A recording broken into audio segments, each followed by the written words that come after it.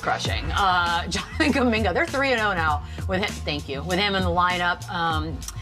Here's the big thing. He's come off the bench twice, but he's got 27 points. 17 points and 20 in the 3 wins. I hope, Lou, that this is just simply this man has found his home. I love it. I love it. He's playing well. He's with a team of guys that support him. They're just as young as he is, so they can grow together. They can create a nucleus.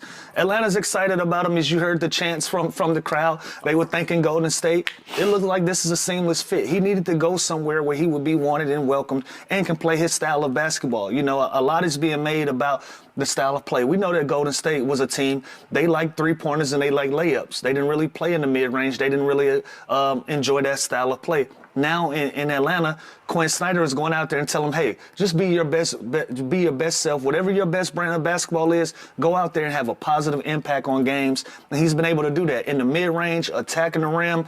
He dunked on a guy on vert. That was nuts. Yeah, it's incredible. So the impact that he's been able to have in this short stint with the Hawks so far in 3 games has been nothing short of amazing. They're undefeated. They're rolling. I'm curious to see what they do in this play-in position that they are in. They're in an interesting spot. They're in an interesting spot because there's some teams that's playing good basketball right around them.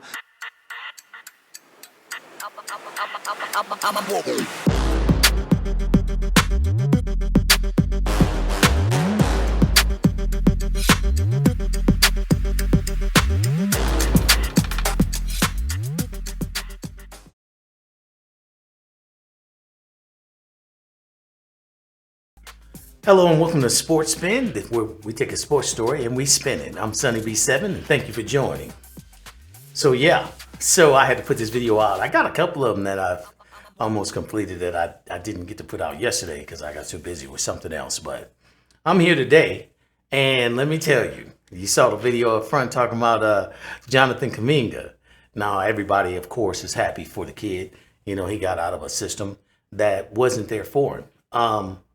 And I'll get into that. It's not that I don't see any villains in this story. The way I see it, I don't see any villains, but I do see where what happened had to happen. So, you know, that's good for him. You know, because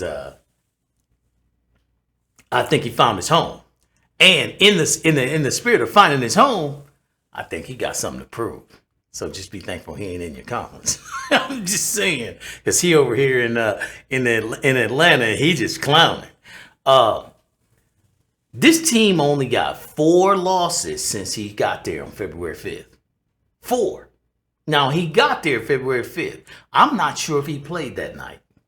He might have. But he got there February 5th. They lost 4 games within 6 games of him getting there. They're on a 9-game win streak.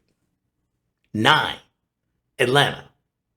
Man, I don't think Atlanta done that since Dominique Wilkins and Spud Webb and Rivers. Doc. 9-game winning streak, Atlanta. In fact, not only are they on a 9-game winning streak, that video was recorded when they was on a 3-game winning streak. They're on a 9 now. And to top it off, they're tied for 8th seed with the 76ers. And they're only 3 games back from the 6th seed, whereby they won't even be in the play-in. When you're on a 9-game winning streak with 15 games left, you have a chance to not even be in the play-in. You can be in the top 6 seeds. They are playing like a top 6 seed team. They're not playing like a play-in team right now. If something changes, it changes. But teams have had 9 games to figure them out, man. They ain't figured them out. It ain't just an easy schedule. They are, I think in some of those 9 games, if I'm not mistaken, they beat Philly. If I'm not mistaken, I can look. Yeah, they beat Philly. They beat Milwaukee. They beat Philly. They beat Washington twice. They beat Brooklyn. It's not a super hard schedule. They beat Milwaukee twice. But at the end of the day, they putting it down.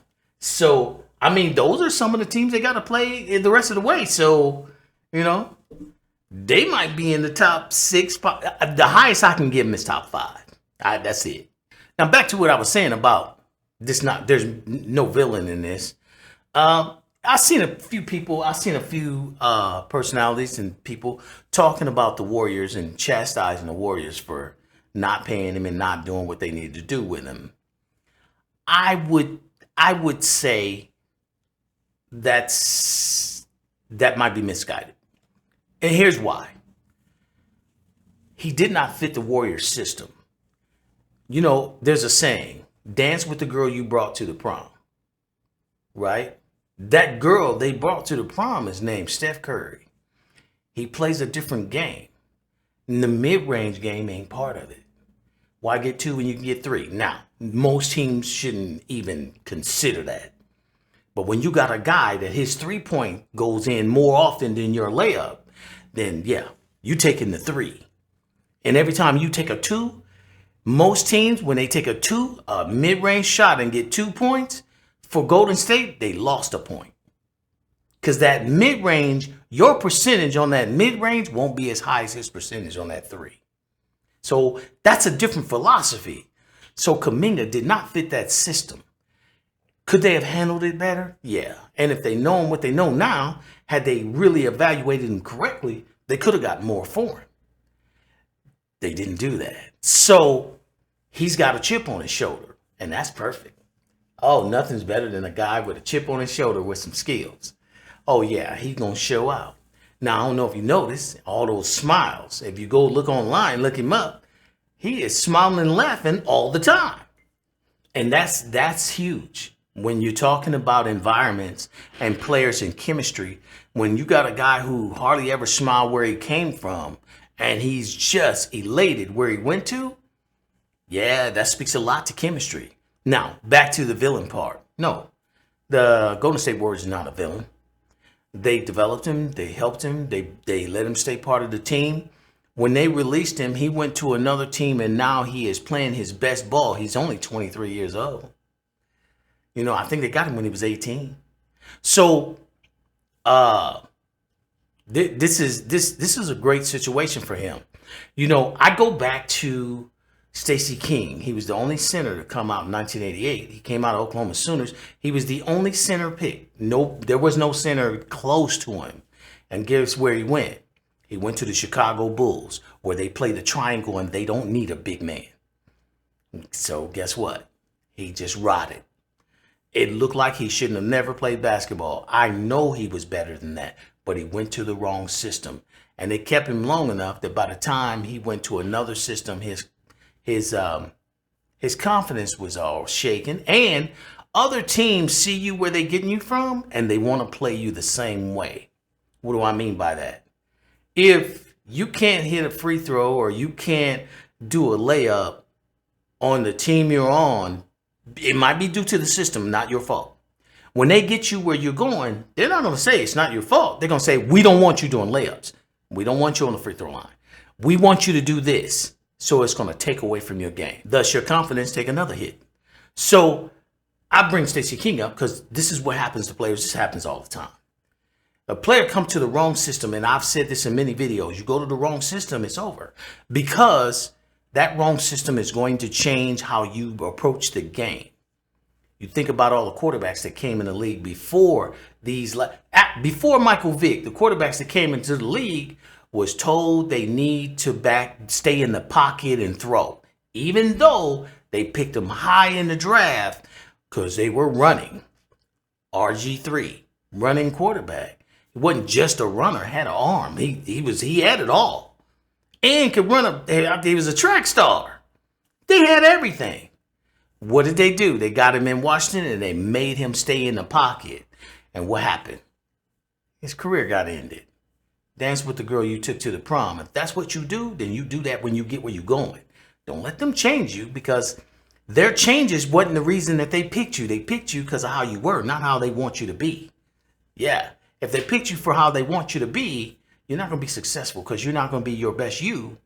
And then they're going to turn on you. Right? JJ? Yeah, I'm just saying.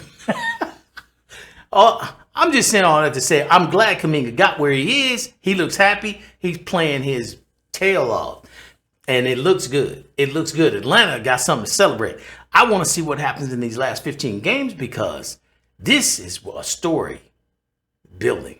And I do mean building because when you look at it, Toronto's only 3 games ahead of them. Toronto is 37 and 29, while Kuminga and them, the Hawks, is 36 and 31. So about 3 games behind, 2 to 3 games. And the reason why I brought them up is because they're a 6 seed. So this could be a story. They don't have to win it all. They don't have to do nothing. All they have to do is come out of that first round. If they come out of that first round, Trae Young, them gonna look bad. Warriors gonna look bad. Cause this kid got something to play for and he ain't playing around. But he don't have a bad attitude. You know, he ain't running around mean mugging and acting all, you know. This dude been dunking on people since he got there when he was 18. They was talking about him dunking off of the leap, the jump. He been doing that. Sometimes I seen his face through the hole of the rim. That dude gets off the floor. He always have. So this ain't nothing new. Toronto, they up 3 games. They 37 to 29. They up about 5 games. 5 games. They got a 9-game winning streak. If they boost that to a 15, they'll be sitting in Toronto's pocket. Of course, Toronto has to make some mistakes as well. And while I don't believe they're actually going to crack the top 4, they're going to give it a good shot at this speed. I don't know. Something could happen. Basketball goes that way. You can have a 10-game winning streak and then a 3-game losing streak and then a 15-game winning streak and then a 16-game losing streak. Baseball and basketball are similar in that way. If nothing changes, though, it's going to get interesting. It's going to get real interesting. That's why I wanted to put this video out right quick. I've had this video for a minute. I just didn't have time to put it out again. I was working on other projects. Meanwhile, the Wizards, they going the other way. They was just in the news last week for a different reason. They got 83 hung on them. They got a record. No disrespect, but they got a record hung on them by a non-legend. What do I mean? This wasn't Kobe. This wasn't Jordan. This wasn't even Curry or Thompson. Thompson, but you know what I'm saying. This is a non-legend. This dude ain't no legend. He's good. Don't get me wrong. But when Dwayne Wade was sitting there, did you hear much about him? No. Not when LeBron, Dwayne Wade, or even what's his name that's gone to the Warriors now. All of them played with him. He wasn't, you know what I mean? This guy just hung 83. Yeah. The Wizards are, I said it. That's the other guy said it first. I don't know if he said it. Yeah, of course he said it first. But anyway, the Wizards is, he called them not a Bush League team. He called them I forget what you call it. The G League team. Yeah, G League. So, yeah, he's way worse than me. That's all I have for today. Thanks for watching. Hope you like, share, and subscribe.